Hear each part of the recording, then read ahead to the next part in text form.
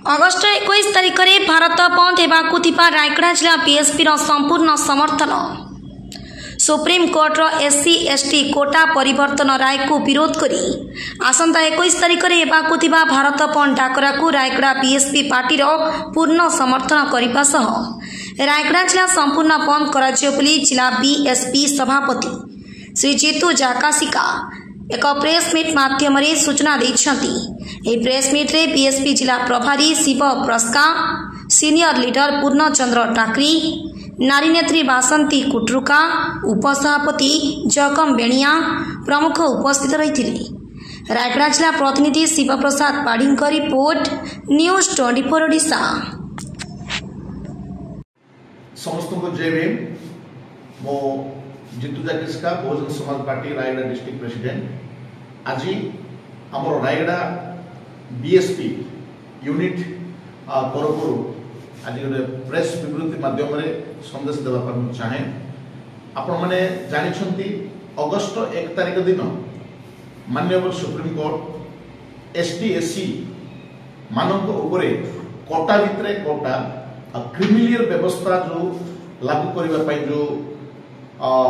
जो आईन पास कर बिना पार्लियामेंट बिल रे आ राष्ट्रपति को न पचारिक जो करा जायछि आउ ताहा विरोध रे सारा भारत वर्ष रे संगठन माने भारत बंद पाई डाकरा दैछंती।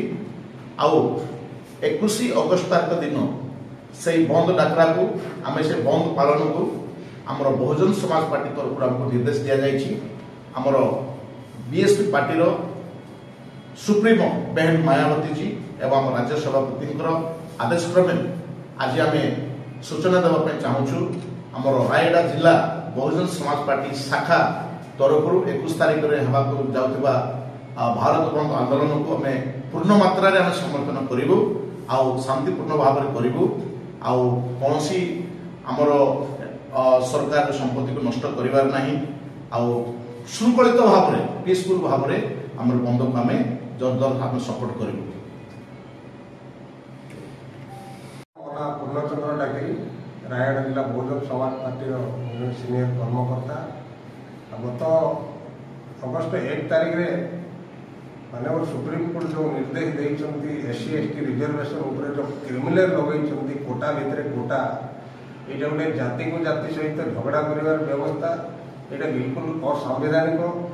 तेणु ऑल इंडिया शेड्यूल कास्ट और शेड्यूल ट्राइब फेडरेशन आपको विरोध करी 21 तारिख जो भारत बंद डाकरा देती रायगड़ा जिला बहुजन समाज पार्टी ताकू संपूर्ण समर्थन करी जिले में केमती आंदोलन तीव्र अति तीव्र हो जानवाहन चक अख और सटर डाउन रही Bahujan Samaj party all India SC ST federation को समर्थन कर बंद पालन में सहयोग कर।